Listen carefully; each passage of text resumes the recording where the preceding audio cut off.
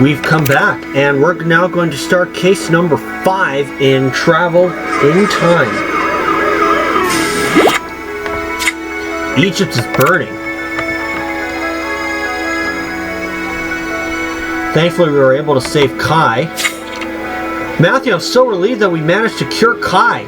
He finally feels well enough to go back to fixing the time machine. Zara, we can't relax yet. We just found out that Octavian is going into battle in Egypt. But unlike in actual history, where Octavian wanted to conquer Egypt for the glory of Rome, he's now determined to burn it to the ground until there's nothing left. We can't let him do that. Destroying Egypt will alter history on an unprecedented scale. It'll be impossible to repair the damage to the timeline. Our only solution is to stop this war before it gets out of hand. Then we better fire up the thrusters and set our coordinates to Egypt.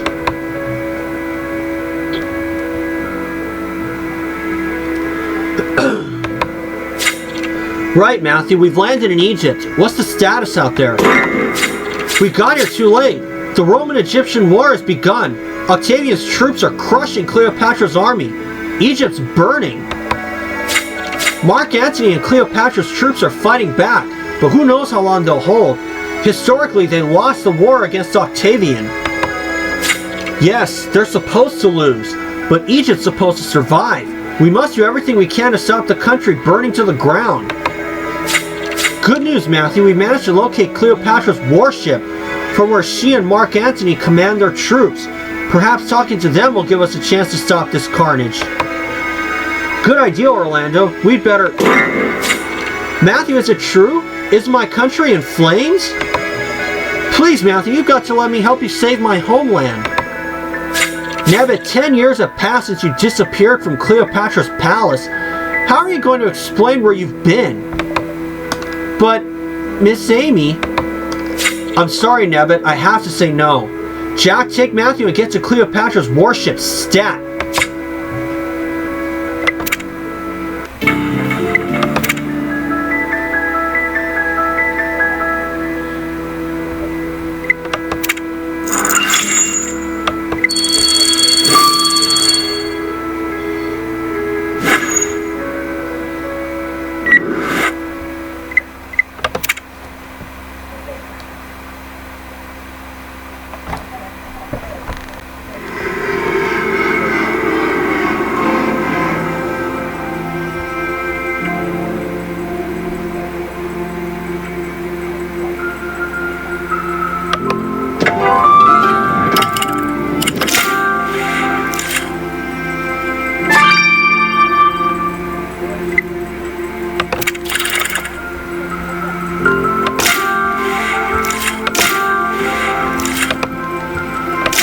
What the heck?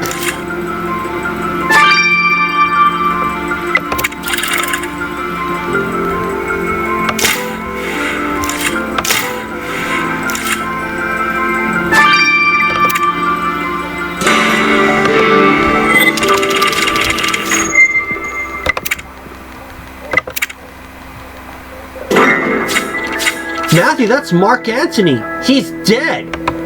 Looks like someone slashed his neck open. But I agree, this doesn't look like a battle scene. The ship is intact, and there are no other victims. This was murder. With one of the 3 leading combatants brutally murdered, this war is going to be even harder to stop. We need to figure out who killed Mark Antony and why. Speaking of which, those look like Mark Antony's laurels. We better get a sample of that green gloop on them. And you found a trap door going to the lower part of the ship, Matthew? You're right. Cleopatra might be hiding down there. Think you can unlock that door?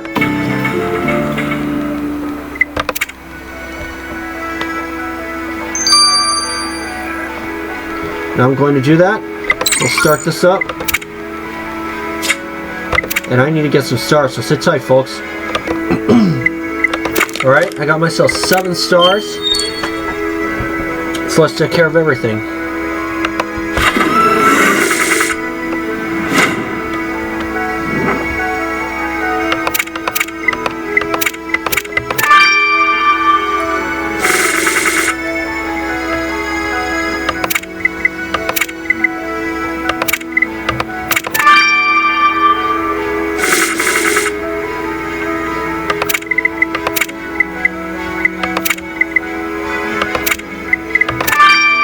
we go.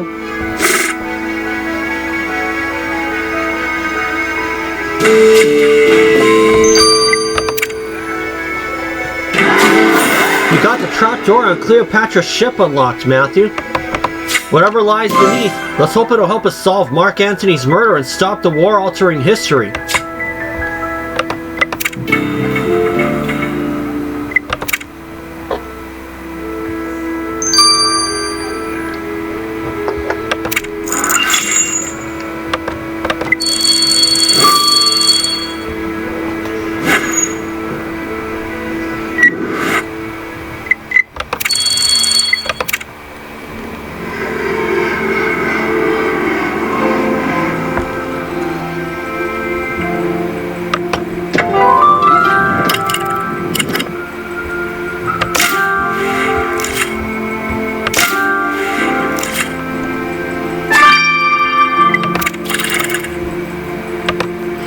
Oh.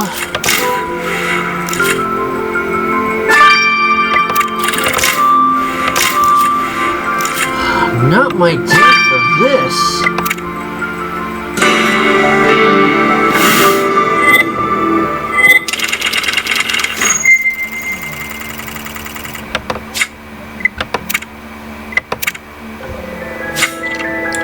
Looks like that trap door led to Cleopatra's war room, but there's no sign of the queen herself, Matthew.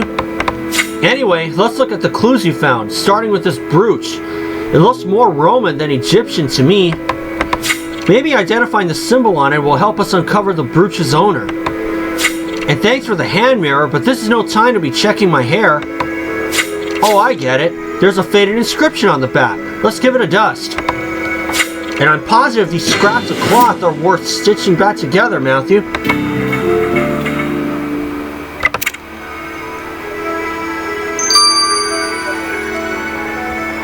Gonna get a couple more stars, so sit tight.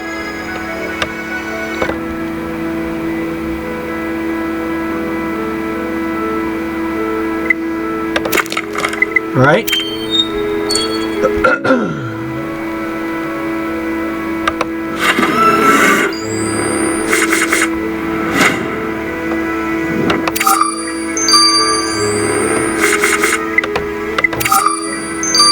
Two.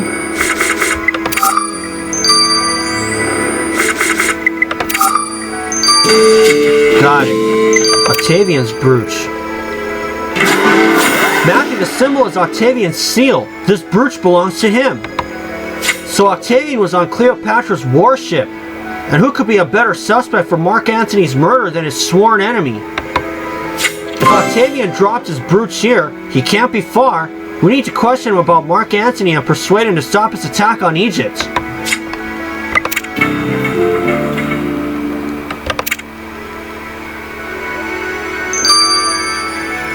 Got myself some more stars. I already got myself up to 11.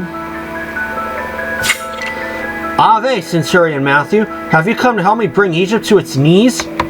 Actually, Great Consul Octavian, we are here to respectfully implore you to cease your attack. For what fathomable reason would I do such a thing? Cleopatra colluded with Mark Antony, Rome's sworn enemy, and that is why I shall not stop until they and this land are vanquished. Great Consul, there is something you must know. Mark Antony has already been, vanquished. Centurion Matthew discovered his lifeless corpse mere moments ago. By Jupiter, Mark Antony has joined the underworld? Yes, and his injuries indicate that he didn't fall in battle.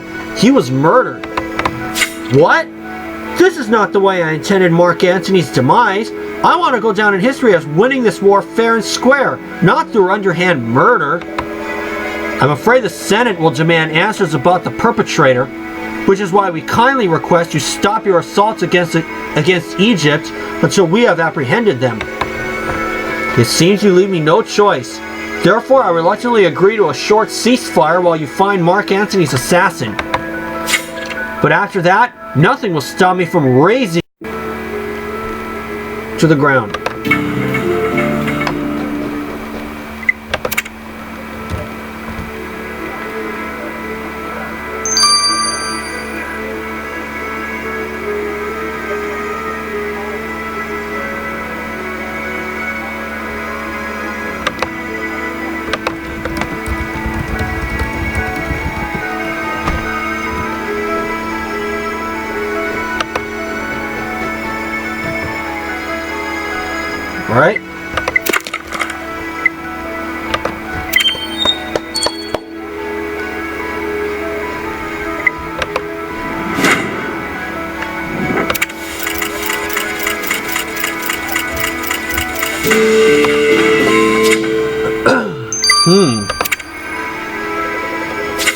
That inscription on the hand mirror is in Latin, Matthew, and I think I can just about translate it.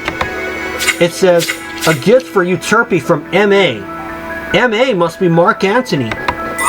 What's that, Matthew? You met a priestess called Euterpe in ancient Greece? If we found Euterpe's belongings on Cleopatra's ship, could she be here? Let's talk to her.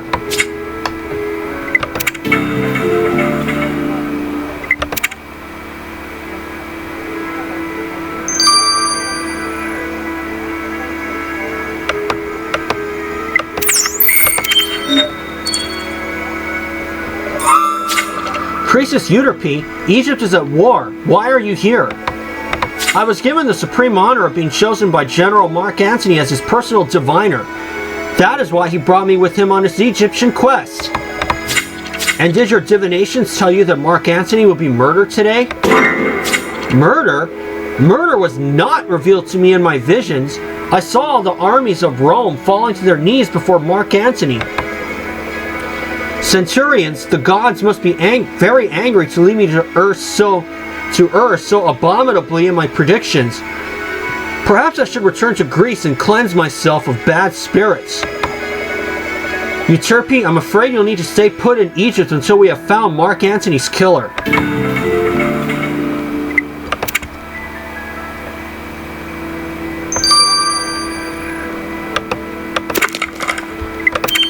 Now we'll go back to this one and the victim's laurel wreath.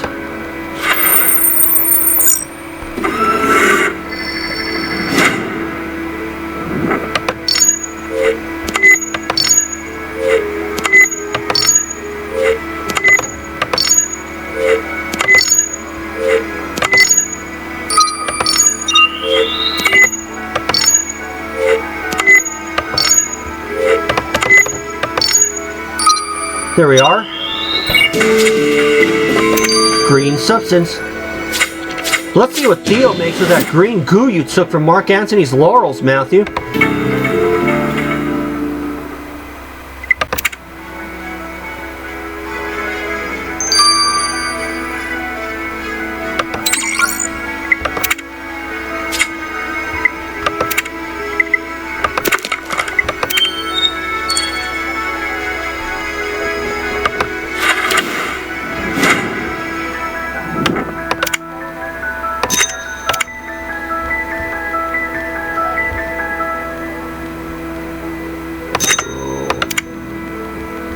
Oh goodness. Now.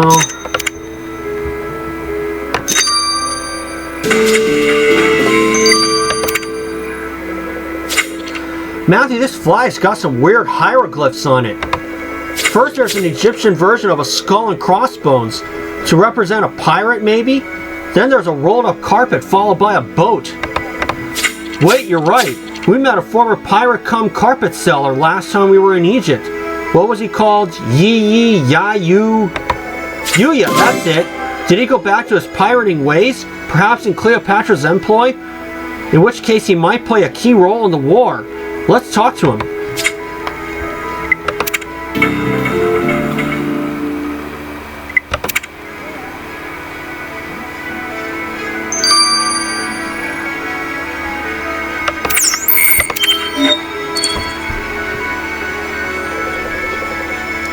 Hey, you filthy Romans! What are you doing here? Yuya, it's Centurions Matthew and Jack. Remember we met you 10 years ago at Cleopatra's palace. What are you doing on her warship? Oh, I remember you. Well, as you can see, Egypt is at war. Cleopatra hired me as her boat captain thanks to my former maritime expertise. I'd rather be selling carpets if you ask me. I'm too old for all of this fighting. We don't want this war either, Yuya, but these are dangerous times, especially since Mark Antony was murdered. Yes, I heard. Can't say I cared about Mark Antony much. He brought war to my land, but still, he didn't deserve to be killed in such a backhanded way. Any idea where Cleopatra is? Actually, I was going to ask you the same thing. I haven't seen my queen since yesterday. If you find her, let me know.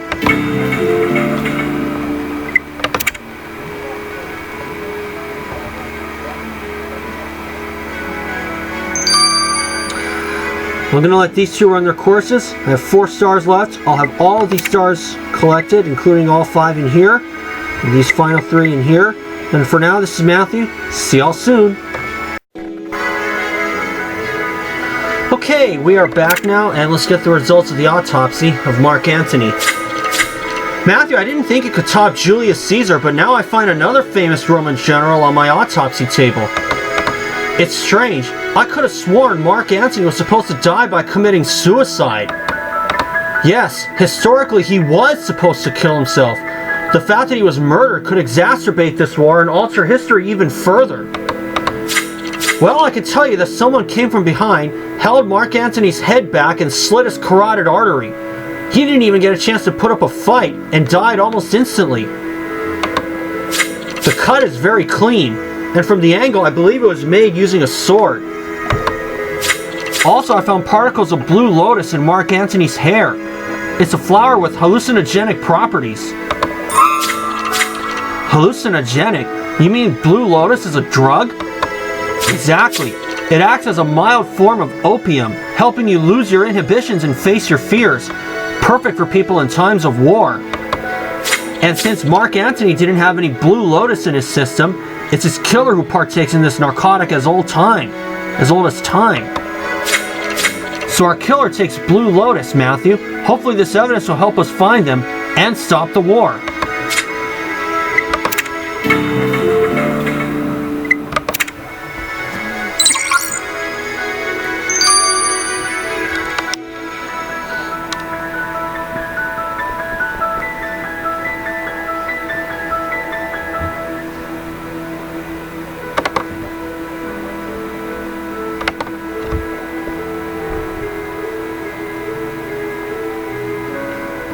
Okay.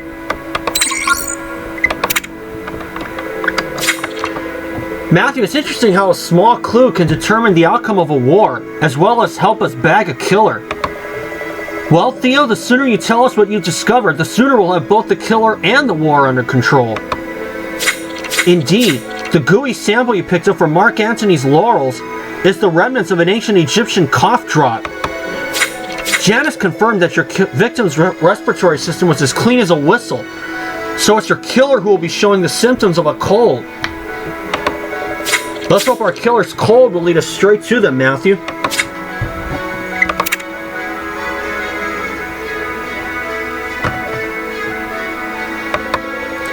Right, Matthew, I need a status report. The Roman-Egyptian war is already upon us, Amy. Octavian is intent on razing Egypt to the ground. Mark Antony came to help his lover Cleopatra protect her land, but someone slashed his throat with a sword. We at least managed to find Octavian and persuade him to stop attacking Egypt until the murder is solved, but God knows how long the ceasefire will hold. And Cleopatra herself is nowhere to be seen. Matthew, did you just mention Cleopatra? I know where the Queen is.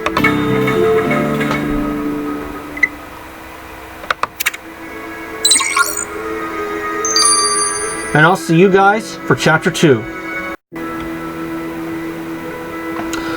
Okay, we are back. Let's start Chapter 2 of Egypt is Burning.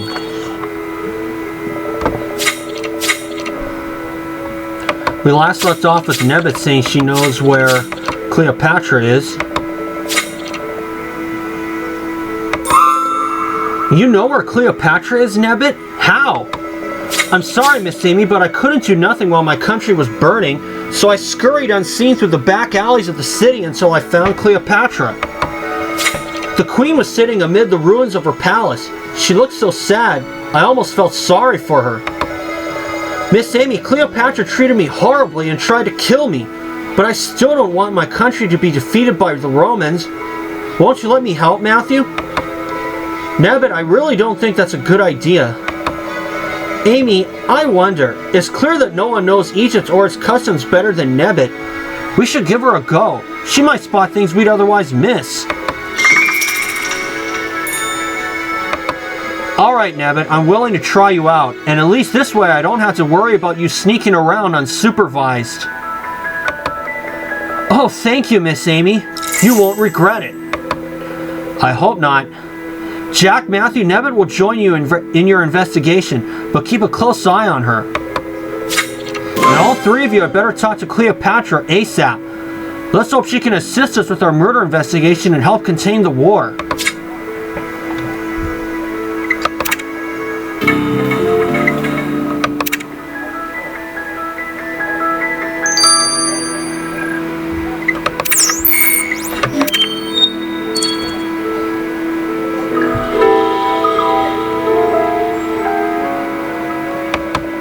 Your Highness, Queen Cleopatra. By Osiris, have I taken too much Blue Lotus, or is that my long-lost Nebet and Centurion Matthew before me? I haven't seen either of you since the great Caesar's demise. I thought those were dire times, but this is much worse. My land is being destroyed, and the love of my life is dead. What did I do to the gods for them to punish me so? Your Highness, I am now in the Centurion's employ, and that's why we are here, to find Mark Antony's killer. When did you last see him? Last night, in my chambers. Little did I know it would be my final moments with my love. At least Octavian's ceasefire has given me time to mourn and to plan my counterattack. Until we meet again, Centurion Matthew. Good questioning skills, Nebet.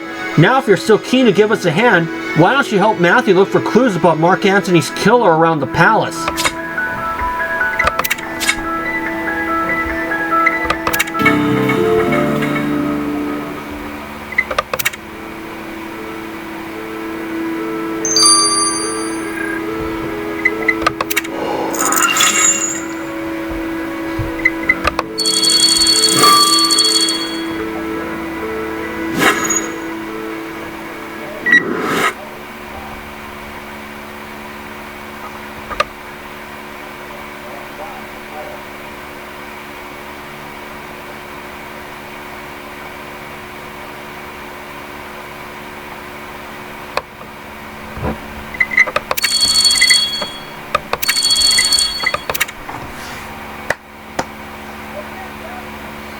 Okay.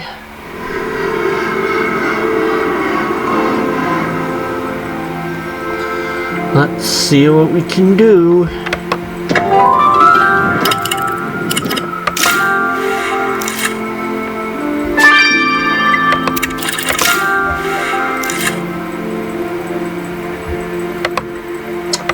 Oh my goodness.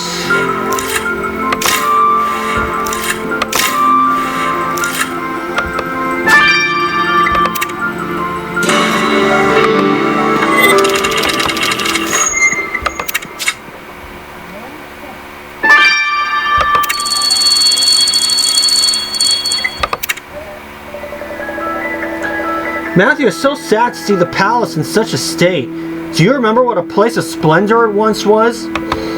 I do, but there's still time to stop the carnage, starting by solving Mark Antony's murder. Speaking of which, this map looks like a plan of attack by sea. Maybe recovering the faded annotations on it will tell us who it belongs to. And do you think there might be something hiding in that pile of smoldering debris? Well, if your instincts are as good as Matthew's, there may well be. We better pick through the rubble.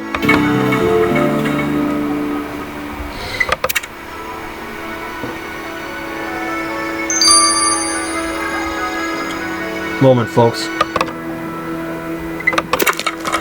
Okay, I got 4 of the 5 stars in that crime scene. So here we go. Plus, I've been dealing with a bit of a nosebleed. Got it. Bloody sword. Matthew, someone dumped this bloody sword under that pile of debris. Janice said a sword was used to slash Mark Antony's throat. Could this be our murder weapon? Let's send it to her.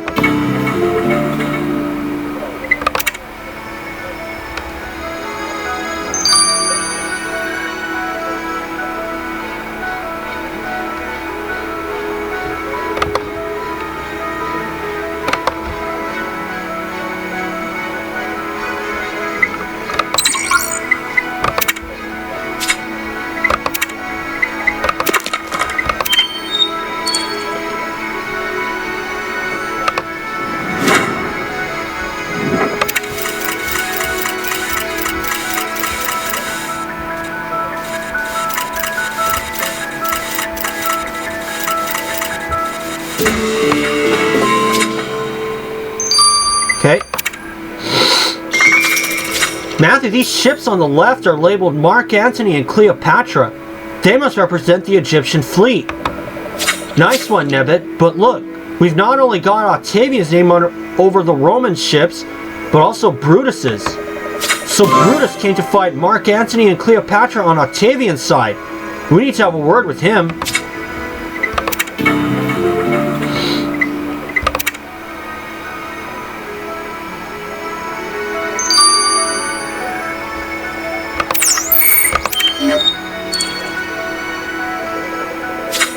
Ah, you're here, Centurion Matthew. Maybe you can make Octavian listen to reason and resume his attack. We cannot give the enemy time to regroup. We must strike while they're weak. Actually, Brutus, we're the ones who asked Octavian for a ceasefire in order to solve Mark Antony's murder. Who cares about Mark Antony? Serves him right for getting himself ensnared by that Horus-worshipping hussy, just like Caesar before him. Looks like you're harboring a lot of resentment against the victim, Brutus. Sounds like you wanted him dead. If I'd killed Mark Antony, I'd have been proud to tell you. Now you better find his assassin quick, so that we can renew our assault. I'm begging for blood.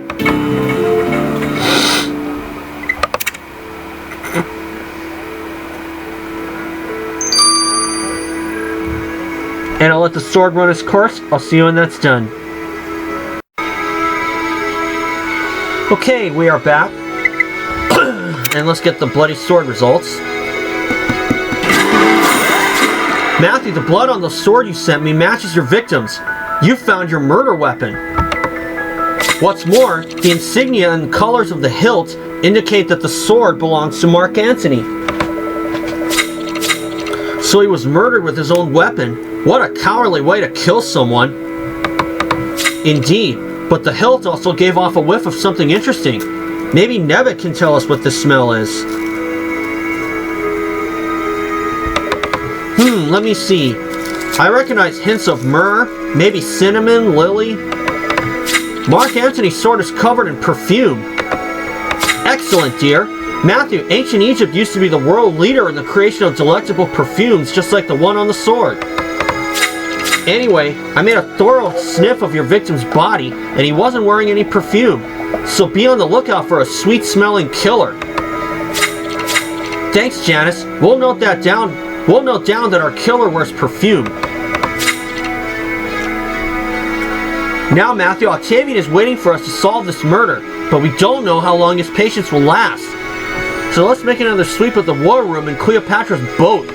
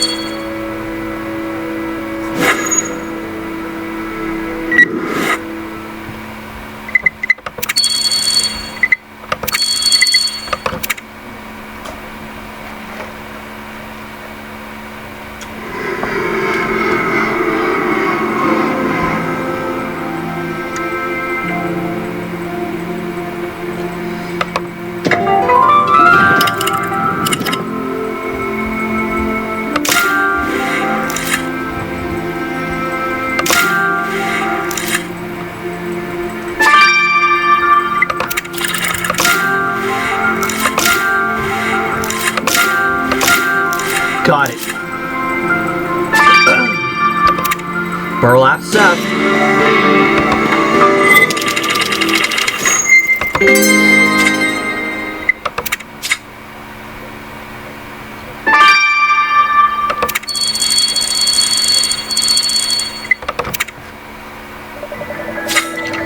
Matthew, it isn't common practice in Egypt to put locks on burlap sacks. Maybe we should open it. Good idea, Nebbit. Also, why is this vase broken? We'd better mend it.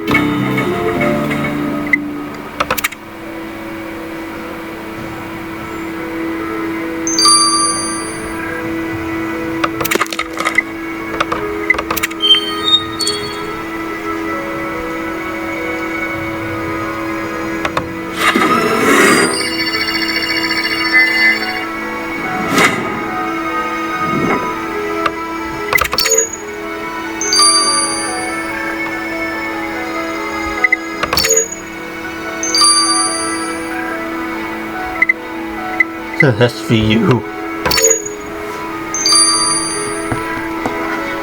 I'm sure you might know what I'm getting at on that one.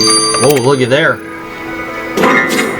Wowzers! Look at all the gold in this sack. It must be worth a fortune.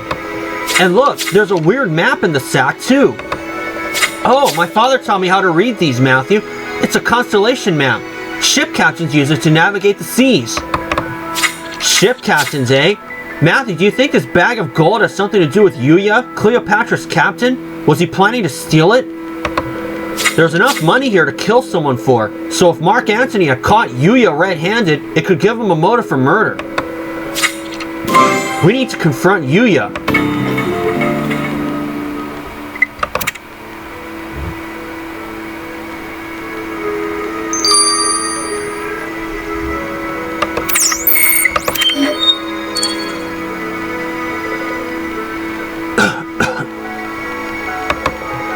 Oh, hello again, Centurion Matthew. Got any cough salve? I'm all out. You may be out of cough medicine, but you definitely got your fair share of gold, haven't you? We found your bag of loot. Have you been stealing from our queen? Look, Cleopatra was good to me. She even let me use her favorite perfume. But I told you, I'm too old for this war, so I decided to stuff my pockets and sail away before it was too late. And was killing Mark Antony part of the scheme? Was he a thorn in your getaway plan? No, not at all. I swear it on the Eye of Horus. Well, you can't blame us for not trusting your word, so we'll be handing you and your loot over to Cleopatra's guards.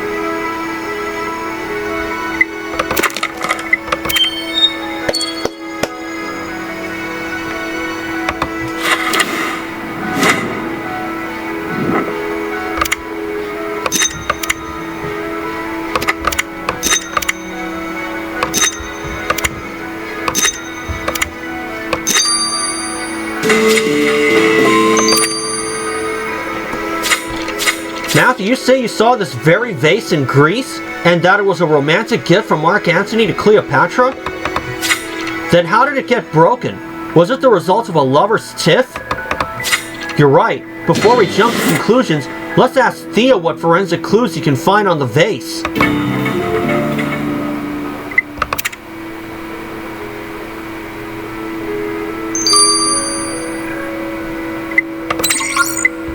Hours. I'll see you guys when this is done. See y'all soon. Okay, we are back. Let's get the results of the vase. So Theo, this vase was a gift from Mark Antony to Cleopatra. Any idea how it got broken? Well, I found traces of sheep's blood on the vase. Sheep's blood?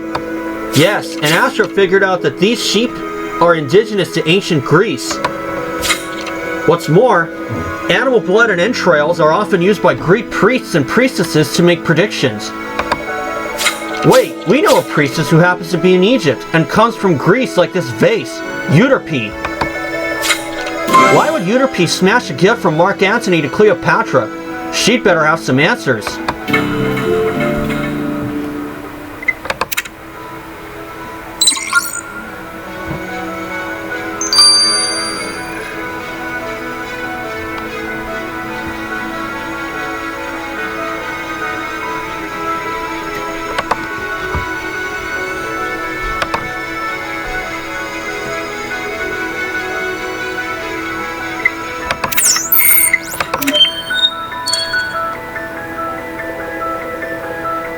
Hoson, Zeus, Phano, Pros, Olegon, Este to Zen. Priestess Euterpe? Apologies, Centurion Matthew. I was just channeling the gods with the help of some Blue Lotus. Highly effective. Well, think you could channel yourself towards this vase? Why did you break it? Because my Mark Antony gifted it to that Alexandrian strumpet. Your Mark Antony? Yes, at least in my eyes he was mine. I was in love with Mark Antony. I'd wear the most exquisite perfume, whisper sweet nothings in his ear. But Mark Antony only had eyes for Cleopatra, that royal pillager of hearts, and I was no more than a piece of temple detritus to him. So you slashed Mark Antony's throat because he rejected you? Oh, I would never have resorted to murder. Heartbreak was stressful enough. It even gave me a nasty cough I just can't get rid of.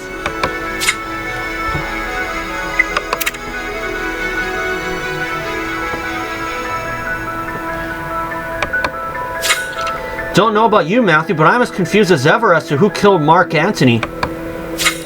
We now know that Euterpe had the hots for him, and she was mad that he was in love with Cleopatra.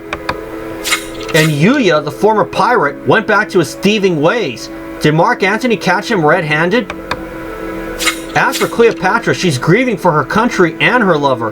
Brutus is also here, and out for blood. At least Octavian agreed to a ceasefire until we find Mark Antony's killer. Matthew, about that, I've got some bad news. Octavian's just sent word that he's going to resume his attack on Egypt. Whoa.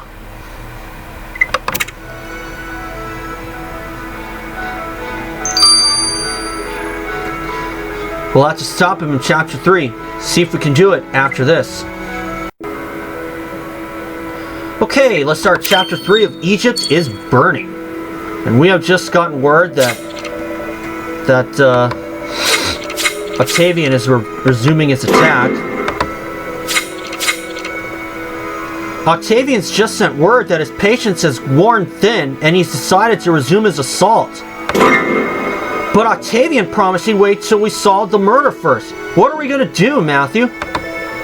Alright people, try not to panic. As the chief always says, keep calm and don't let the pigeons get you down. Your chief is right, Miss Amy. Jack, Matthew, let us finish what we started and look for more clues about Mark Antony's murder at the crime scene.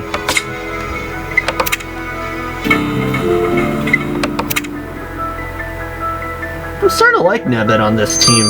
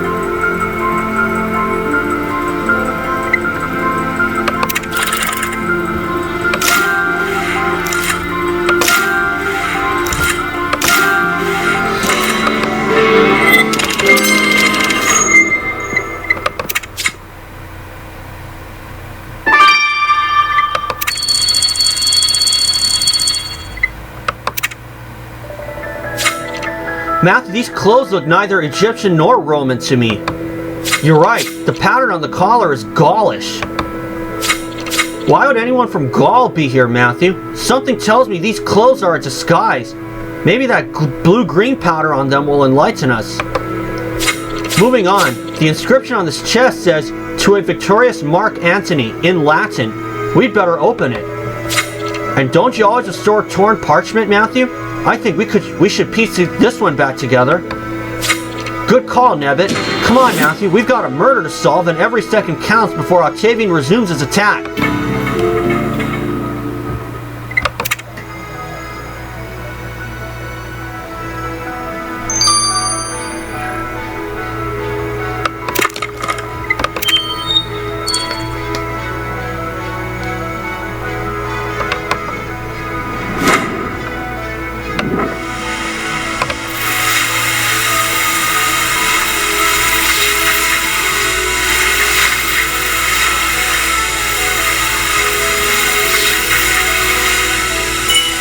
Got it.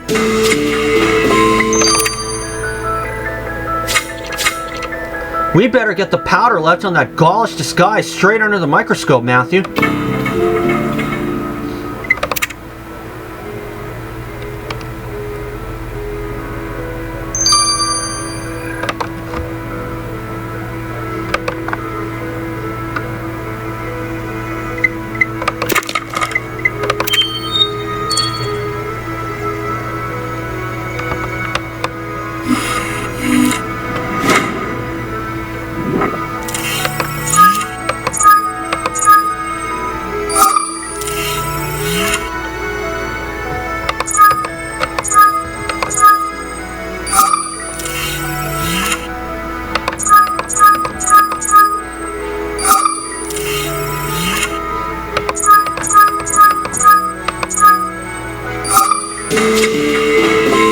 Malachite.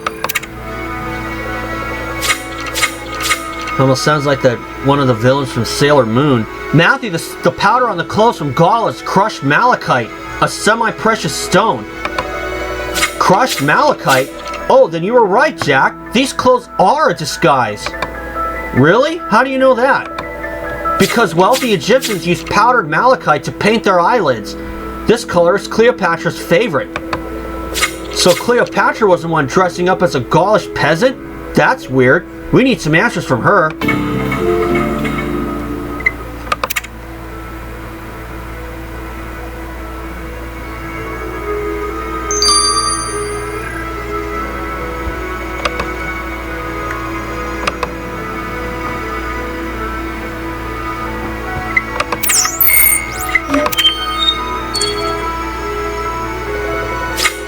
Centurion Matthew, the ceasefire is over and Octavian will soon be on the march against my homeland. I am doomed.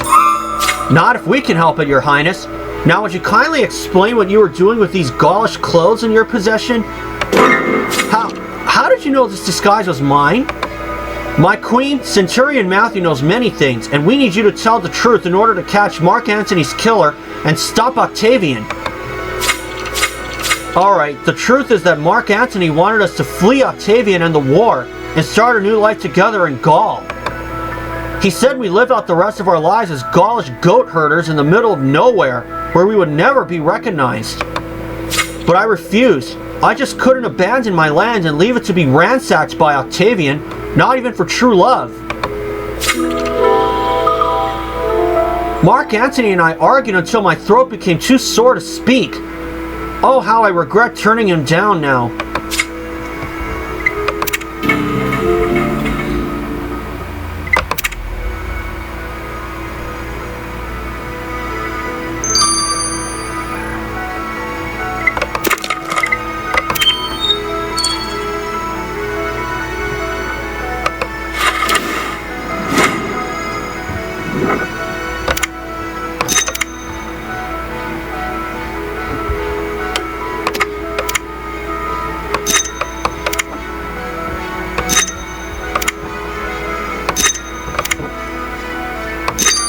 Got it. Matthew, if I paid more attention when my father was teaching me, I could have translated this Latin parchment for you. Don't worry, Nebbit. Penelope will make short work of this Latin text.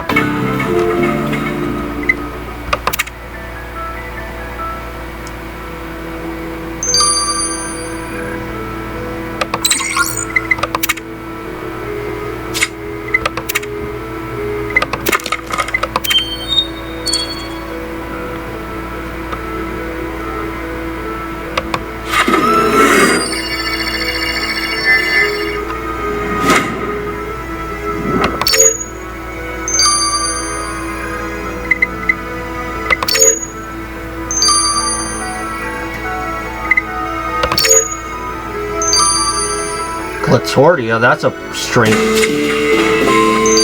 Ex Brutus, that's a strange password.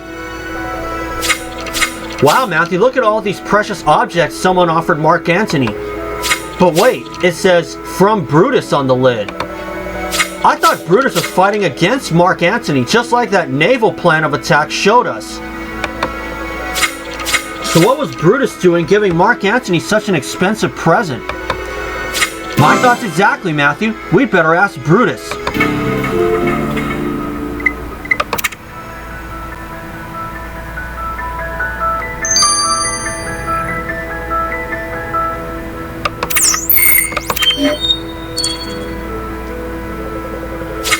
Centurion Matthew, this is no time for your questions. I have to get my dose of Blue Lotus before joining Octavian in recommencing the annihilation of Egypt.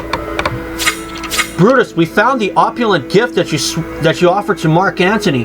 Why would you give something so expensive to your sworn enemy? Oh, you found that. Alright, I admit it. I tried to bribe Mark Antony. Bribe him? Please explain yourself, Brutus. I wanted Mark Antony to recognize me as the great Julius Caesar, my father's true heir, and in return I promised him my support in the war against Octavian. But the wretch refused, which is why I decided to march alongside Octavian instead. And after that admission, you still expect us to believe you didn't kill Mark Antony? Our armies would have crushed Mark Antony eventually, so there wouldn't have been any point resorting to murder.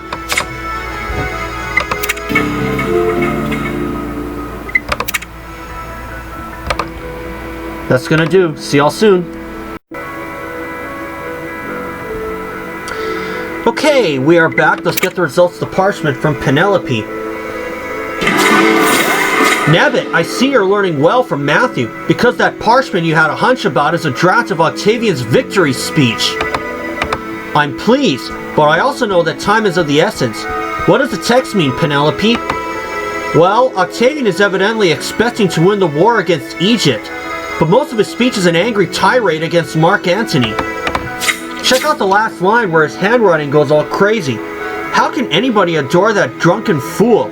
I will not stop until I have crushed him. As far as I can see, Octavian's desire to destroy Egypt stems from a deep hatred of your victim. Octavian said he cared about his image as a fair conqueror. That can't be true if he was waging war simply as a personal vendetta against Mark Antony. We need to interrogate him.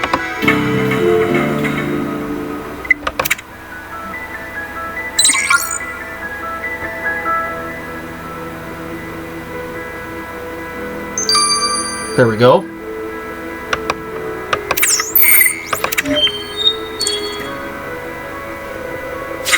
Centurion Matthew, I've waited long enough and I shall be proceeding with my attack despite my sniffles. I trust the minuscule dose of Blue Lotus I ingested will diminish my aches and pains. Great Consul, you said you wanted to win this war fair and square, but your victory speech proves it was only ever a personal vendetta against Mark Antony. Ugh, I hated that philandering wastrel. I don't get why everyone loved him when I was the one with the expensive perfume and he always stank of cheap wine. So why should we believe that you didn't kill him? And why do you still insist on destroying Egypt now that he's dead? You ignorant fools! Now that he is dead, I have no choice but to continue with the war until no one can deny my victory. Otherwise, Mark Antony will be seen as a martyr and everyone will forget about me.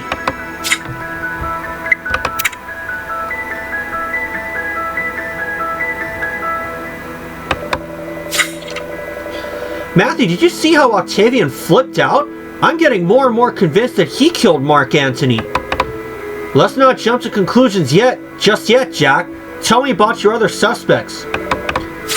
Well, Cleopatra told us she refused to escape to Gaul with her lover, and Brutus tried unsuccessfully to bribe Mark Antony to side with him against Octavian. But, Matthew, Octavian's even more enraged since our last talk with him. It won't be long before Roman arrows start flying again. So we've got to wrap up our investigation now, Matthew. Let's take a final look around the ruined palace.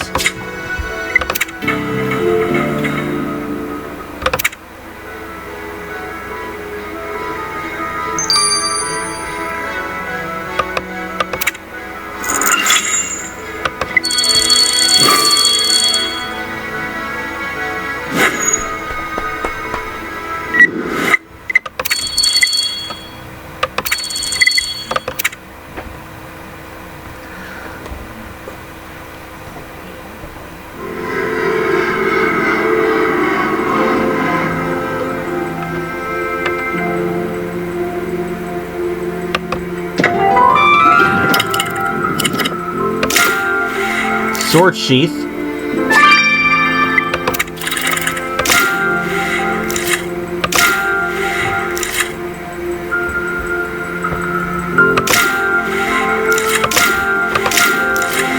I got it.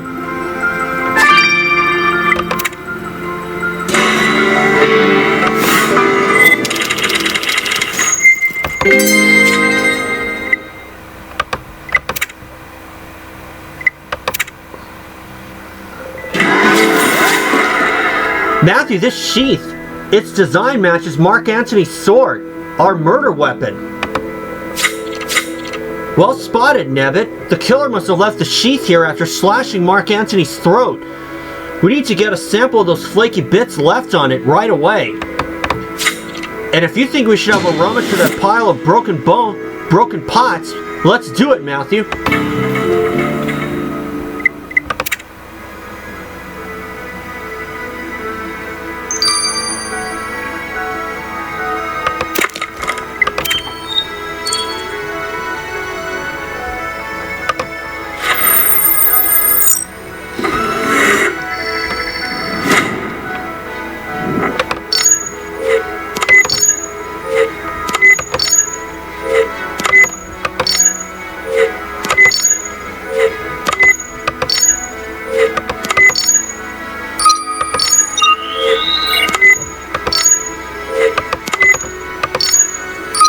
Got it.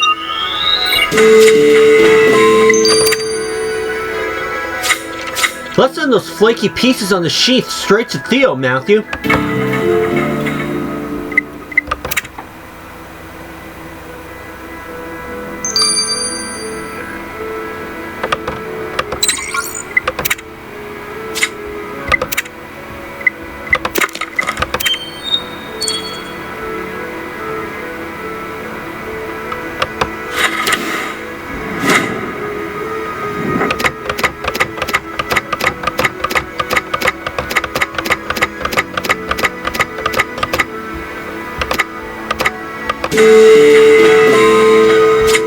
A bloody figurine. Matthew, this tiny figurine you spotted under the pile of broken pots is covered in blood, which makes it highly suspect. Let's get the mini statue to Theo right away.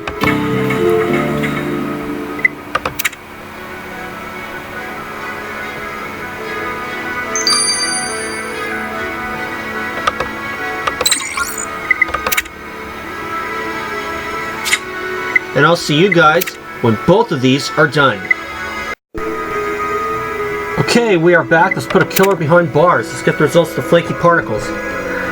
Matthew, have you seen Zara anywhere? I really hope she doesn't try going outside amid all those fires and crumbling buildings. Ha! If we had to fight a war, Zara would probably be the last one standing.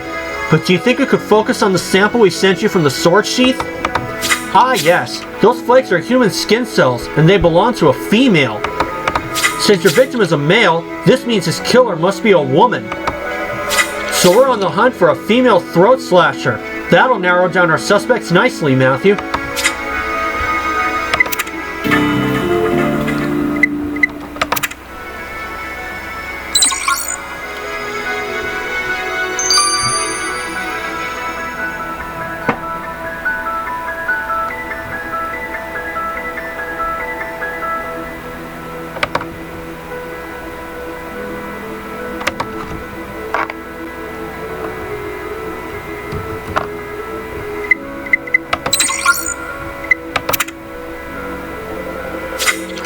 Matthew, I talked to Orlando about the figurine you sent.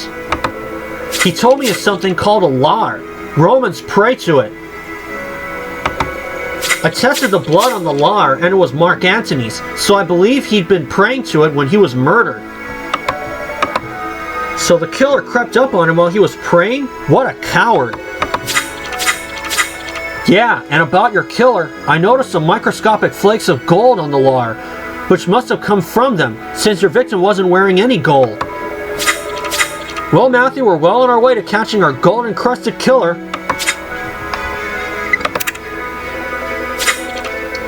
Matthew, we've now got enough evidence to determine which of our suspects killed Mark Antony. Let's arrest the killers fast so that we can stop Octavian's soldiers from resuming their assault on Egypt.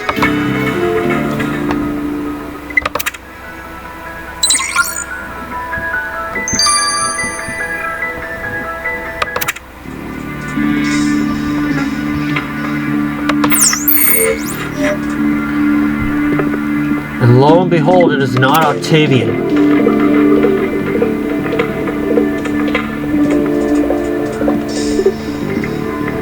And it isn't Euterpe. And it definitely isn't Yuya. Wait a minute. Nope, not Brutus either. We're back to Octavian. That means it can only be one person. Cleopatra.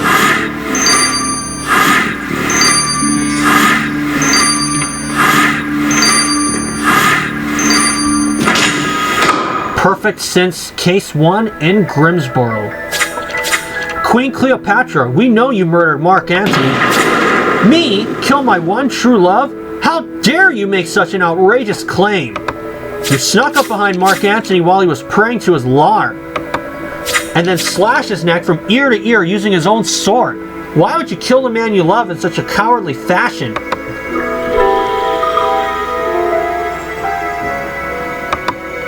Oh, you just don't understand, do you, Centurion Matthew? I gave Mark Antony the most honorable death of all. Honorable death? What on earth do you mean? Mark Antony and I realized we were facing defeat against Octavian's army, and that all hope was gone for us and for Egypt. My love could not bear to give Octavian the satisfaction of capturing him. He could not bear the disgrace of being his enemy's prisoner, his enemy's slave. As Queen of Egypt, I could comprehend Mark Antony's desires, so I helped him to die on his own terms. I took some Blue Lotus to calm myself, and we had one final kiss. I held Mark Antony as tight as I took his sword and drew it across his neck. It was the most devastating moment of my earthly life. Queen Cleopatra, this must have been unbelievable. Centurion Matthew, I come on behalf of General Octavian. Our great consul has caught wind of the Queen of Egypt's arrest and demands to oversee her trial and ensure that justice is served. She's my prisoner now. Centurion Matthew, did I just hear correctly? Please don't hand over Queen Cleopatra to that monster. He'll throw her to the crocodiles. Do not despair, Nebet. I am ready to face whatever punishment Octavian deems appropriate.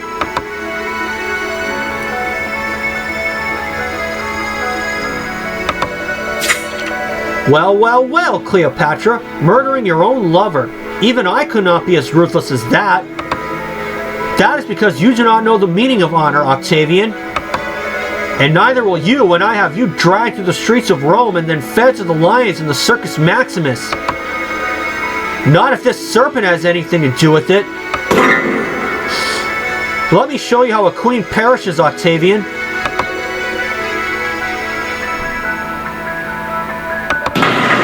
By Jupiter! How dare you kill yourself, you Egyptian she-devil? No! No! Cleopatra! Quiet, you! Guards, get Cleopatra's corpse out of my sight! If I had any desire to spare Egypt, Centurion Matthew, it is now gone! Let Cleopatra's land burn!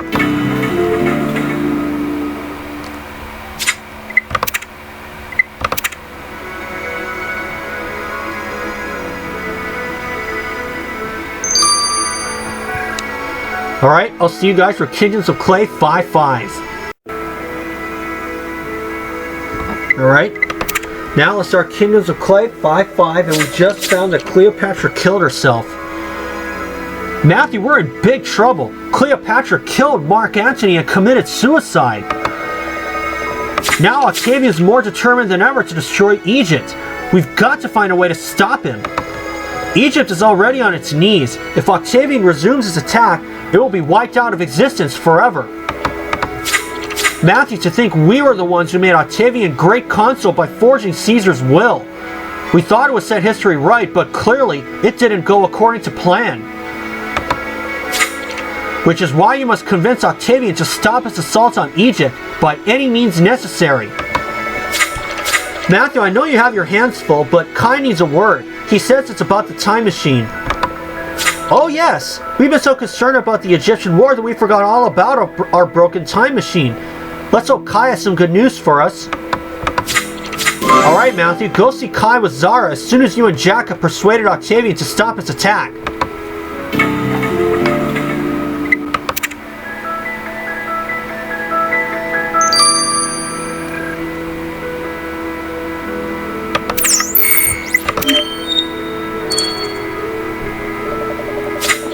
Great Consul Octavian, Mark Antony is dead, Cleopatra is dead, so we beseech you to end this unnecessary annihilation of Egypt.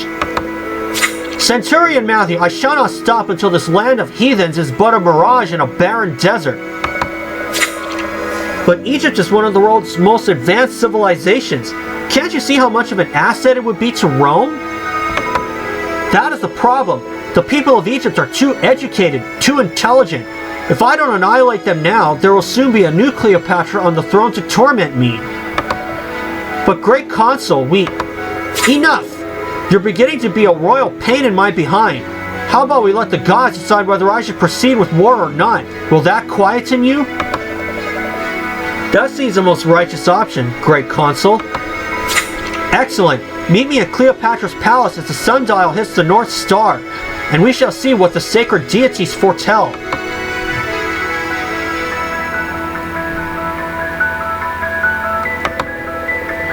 Cripes, Matthew, what have we got ourselves into? We agreed to let the gods decide whether Octavian should continue attacking Egypt, but how do we make sure these gods side with us? Our only option is to fabricate a sign from the gods, but how? You're right, Matthew. We know Euterpe can read divine signs. She's been spending time on Cleopatra's warship. Maybe we can find some of her writings there.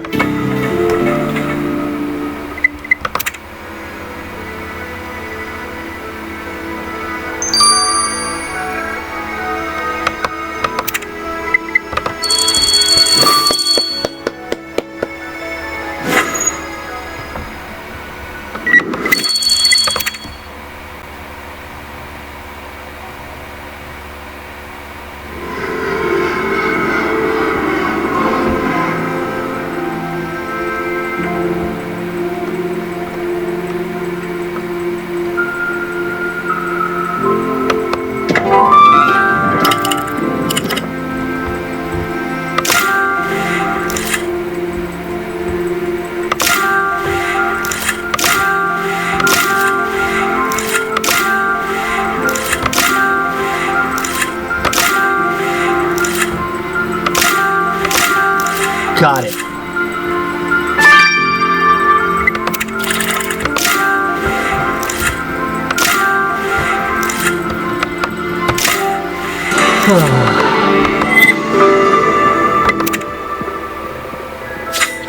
Matthew, this stack of parchment has got Greek letters on it.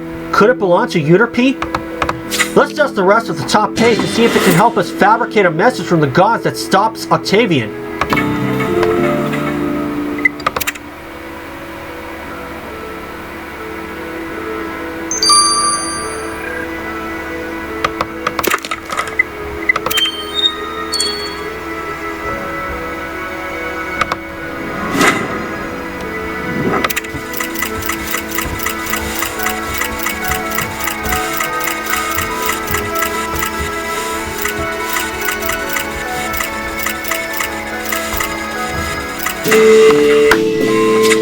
Got it.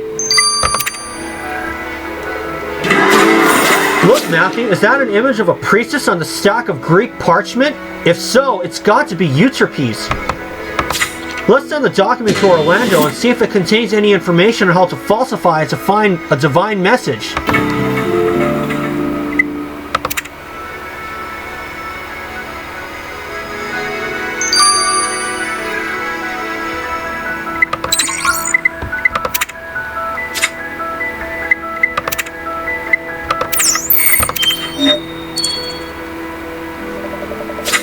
Kai, we're all eager to get home, but please don't forget to look after yourself.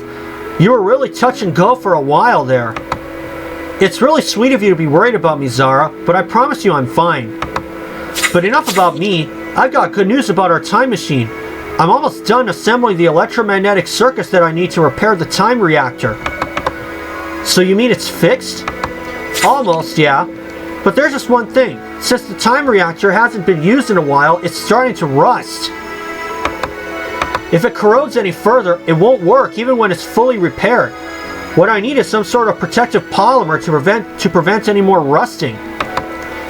I had a chat with Orlando and he told me that the best protection against rust I can find is in ancient Egypt is plant resin. They use it as a varnish to make boats more water resistant.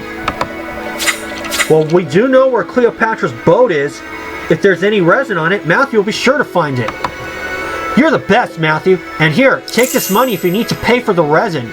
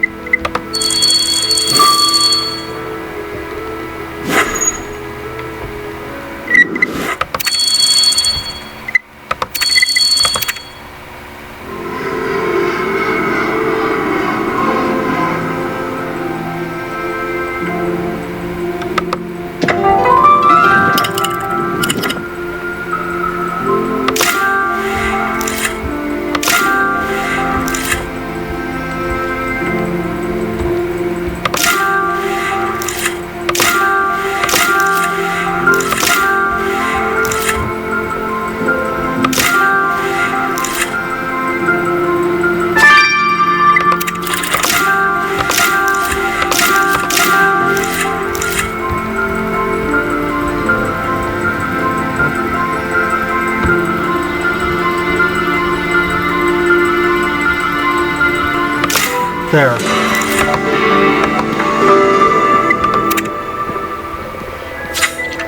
Matthew, isn't Kai just the nicest guy ever? At least being stranded here meant we got to interact more than usual. Speaking of home, there's some thick amber liquid oozing out of this jar. Could it be the resin Kai needs to fix the rusty time reactor? Let's open it.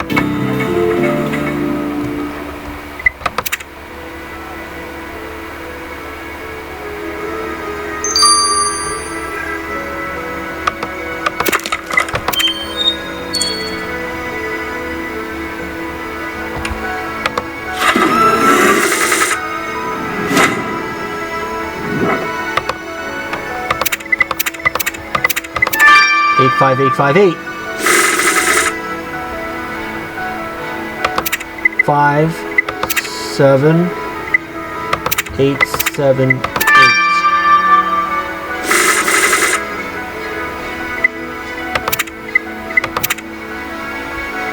35733. Got it.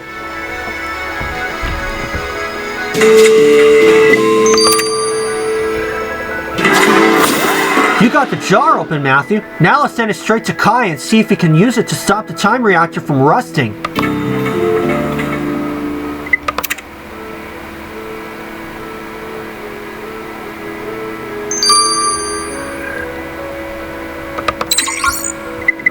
Six hours, and I'll see you guys when both of these are finished. So I'll see you all soon.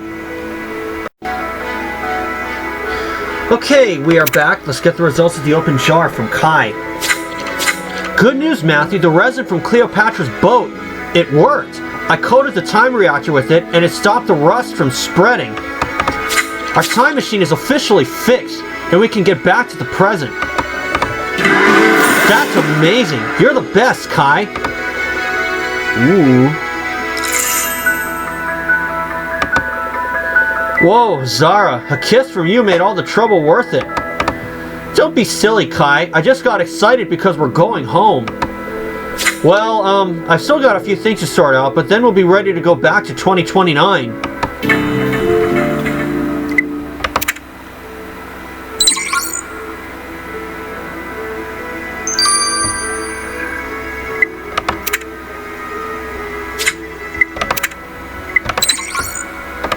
Let's go ahead and speed this up. Matthew, this document on Greek divination, it is simply fascinating.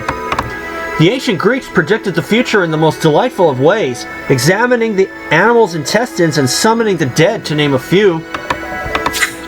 That's creepy, but did it also tell you how to create a sign from the gods that will stop Octavian from waging war? Ah, yes. Well, Euterpe's written a wealth of information about the superstitions of ancient Romans. She probably had to study these when she became Mark Antony's personal priestess. Anyway, it turns out that the most popular form of divination among the Romans was augury, reading omens from the flight patterns of birds. I suggest you enlist Euterpe's help on how to use birds to fake a bad omen for Octavian. Alright, Matthew, let's go find the priestess.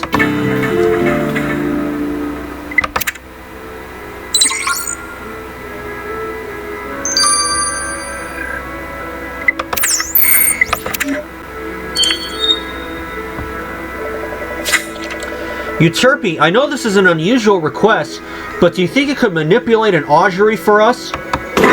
You wish me to falsify an omen from the gods? Centurions, I am a priestess with integrity. I could not possibly do such a thing. We understand, Euterpe, but the fate of Egypt lies in your hands. Octavian said you will only end his assault on this land if the gods tell him so. Without your help, thousands of innocent people will die. Alright, Centurion Matthew, you have my cooperation, but I shall need your assistance to complete the divine deception. You must catch me 3 live ravens. You shall find plenty flying above the palace ruins. Ravens? They're just as bad as pigeons, aren't they? I hate pigeons, Matthew. But you're right, needs must. Let's go to Cleopatra's palace and catch some birds. Euterpe, you'd better come along too. And all this talk of ravens has made me ravenous, so we'd better get some food on the way.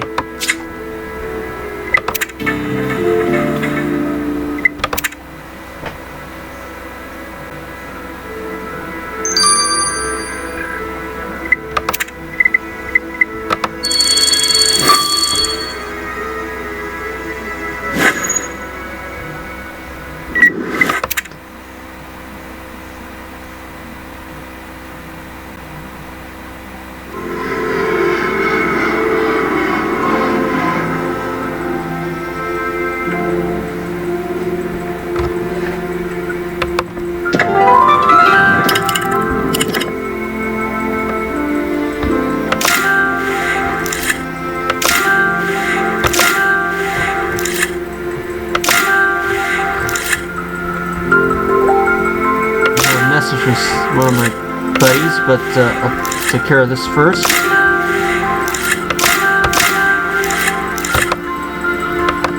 Oh.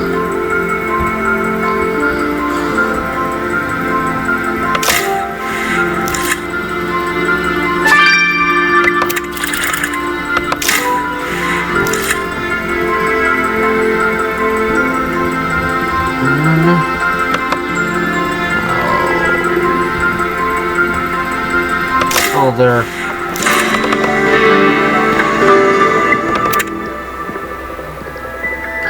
Ugh, how I hate birds, Matthew. Nonsense! What magnificent creatures these ravens are. Now, Centurion Jack, when Octavian arrives, you must hide nearby and release them upon my command. Seriously? Okay, fine. I'll hide and you can meet Octavian with Centurion Matthew.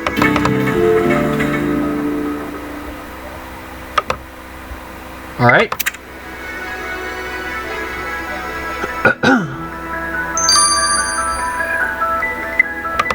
Let's dupe him.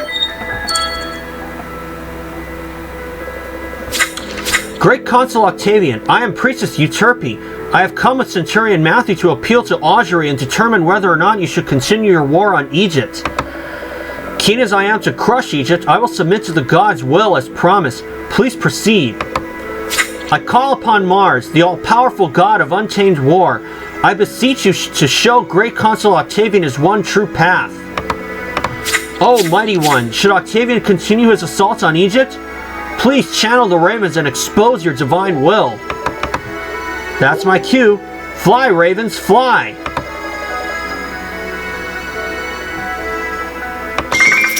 The ravens flew west to east across the heavens. Oh, but this is a terrible omen. The worst. Great Consul, you must stop this war at once or face the wrath of Mars for all eternity. Stop the war? Priestess, are you sure this is what the gods require? Yes, Mars has spoken, Great Consul. If you wish to keep your dominion over Rome and remain a triumphant leader, you have no choice but to leave Egypt. Alright, I accept the gods' will, and I leave my cape to Centurion Matthew to demonstrate my compliance. Back to Rome I go. We did it. Amy, we did it! We managed to get Octavian to end his attack on Egypt with a bit of doctored help from the gods. Thank God, Matthew. Let's hope this has fixed history once and for all. But we'll only know when we finally get back to 2029. About that, Amy, Kai's repaired the time machine. We can go home. That's fantastic news. The team's going to be so happy to get back to the present. Although there's one issue we need to deal with before we leave. Nebbit's future. Matthew, please come with me to speak to her.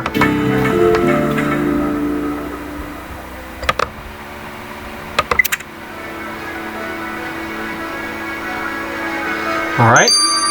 Now, let's see what we're going to do about Nebbit.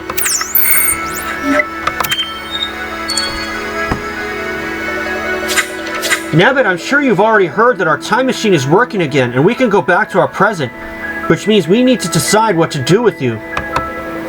Miss Amy, please don't leave me in Egypt. I have no family, no life to go back to. There's nothing for me here. I'm just not sure what to do. We've never had anyone sneak onto our time machine before. Amy, sorry to interrupt, but I couldn't help overhearing your conversation. I believe it would be more problematic if we left Nebbit behind. She's seen too much. She's changed too much. Might I suggest we take her with us to 2029 and let the time scientists decide what's best for her and for history? It's true, Orlando. Our scientists are more qualified to make this decision about Nebbit. So, Miss Amy, you're going to take me with you? Yes. Get ready to see our present, Nebbit. And it might also be time for you to stop calling me Miss. Oh, thank you so much, Amy. You won't regret this. So Nebbit's gonna stay on task. Stay on force with us, I should say. Matthew, who'd have guessed we'd get stuck in the ancient world for so long? Not me, although I must say it was quite a thrilling adventure. It's inspired several chapters of my book. Yes, and if we hadn't been stuck here, Zara would never have gotten to take part in a gladiator chariot race. And Kai wouldn't have been cured by an ancient Greek physician. And Thea wouldn't have learned to survive with only 2 bathrooms.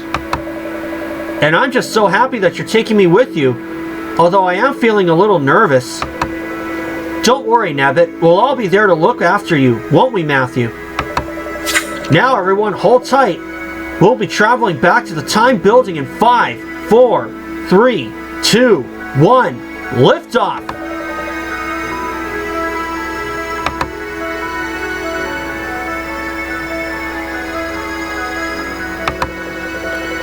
Ugh, Matthew, I think I'm gonna be sick.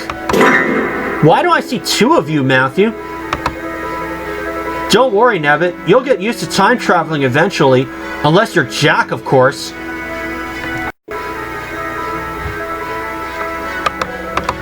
Now I think we'll all feel better if we got some fresh air. Let's get out and back to 2029.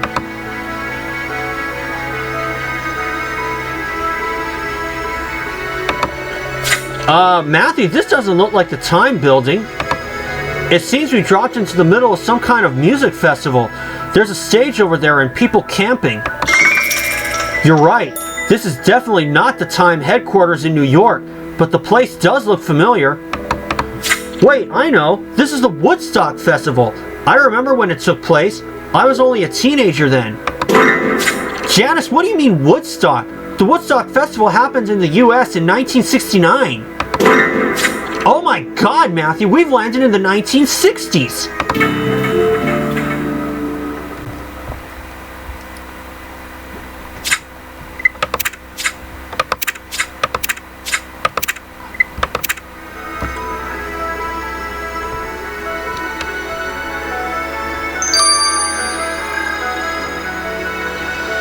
So we've got an additional team member in Nebbit, thankfully.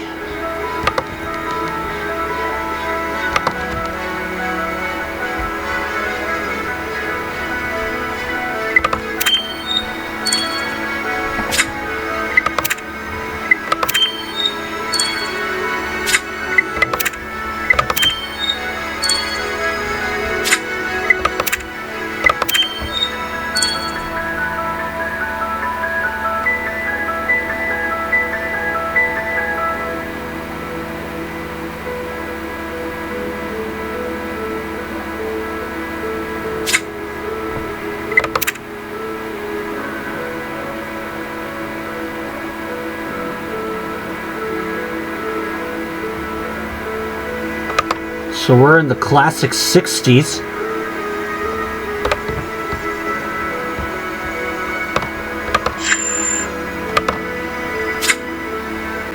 April 18th, that's another Thursday.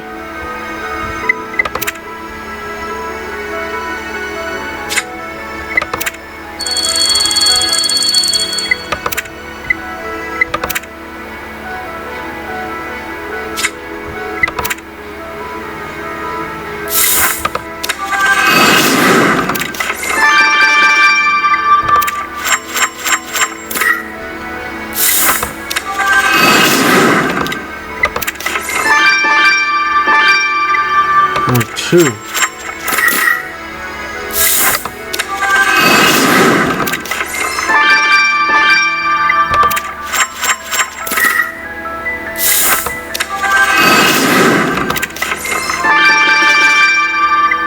Five new ones.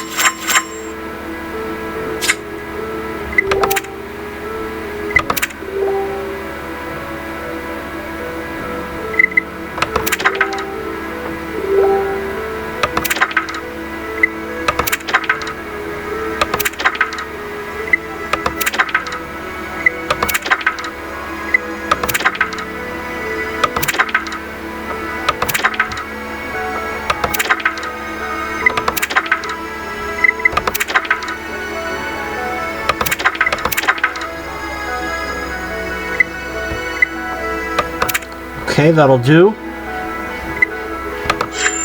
And I'm going to see you guys for case 6 on April 18th. This is Matthew. Thank you for watching.